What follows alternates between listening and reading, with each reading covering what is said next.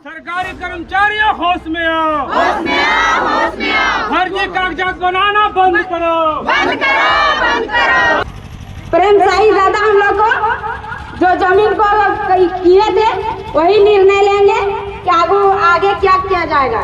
धर्म पर नहीं रखता है, एक भी बात नौकरी के लिए नहीं रखता है, एक भी बात जो हमारे संवैधानिक अधिकार है उसको नहीं रखता है। वैसे लोगों को भी आप गिरफ्तार करें। और हमारा अभियान भी है आदिवासी जन परिषद और भारत आदिवासी पार्टी सामाजिक पार्टी है, इसके आधार पर हम लोग आगे बढ़ रहे हैं। आने वाला समय यदि आदिवासियों की कोई बात नहीं करता है, आदिवासियों के अधिकारों की बात नहीं करता है, तो हम लगता है कि हमको भी वहाँ उलझाने के लिए तैयार रहना होगा। कि जो रिजर्व सीट से जो जितने आदिवासी हैं, क्या रामगढ़ का मुद्दा वो नहीं उठा सकते थे?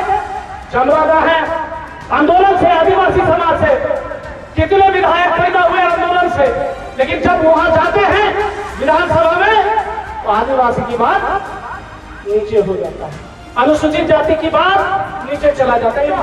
वो जो विधायक बोलता ही नहीं है तो रिजर्व सीट रहने का कोई मतलब नहीं है।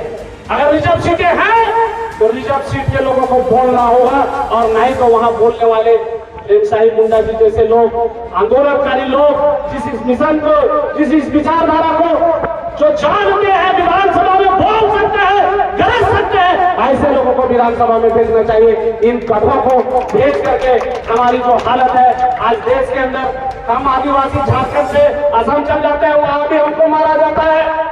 देश के कोने कोने में स्पेशल जो अभी 5वीं अनुसूची ये नहीं है, अधिसूचित क्षेत्र में अलग कानून है।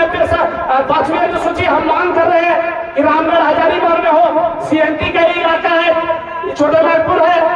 अब छोटे नागपुर में कैसे लागू होगा? इसमें लिखा हुआ भारत के संविधान में कि विशेष के जो पुराने लोग हैं, जिसका जमीन यहाँ का है, जिस जमीन के असली वाले विशेष प्रावधान करना होगा। अब आदिवासी जनगणना करिए, रामगढ़ में हजारीबाग में कितना है, स्पेशल प्रावधान करके उनको 5वीं अनुसूची की व्यवस्था दी जानी चाहिए। अलग से ट्रीटमेंट और अलग से प्रावधान करना चाहिए।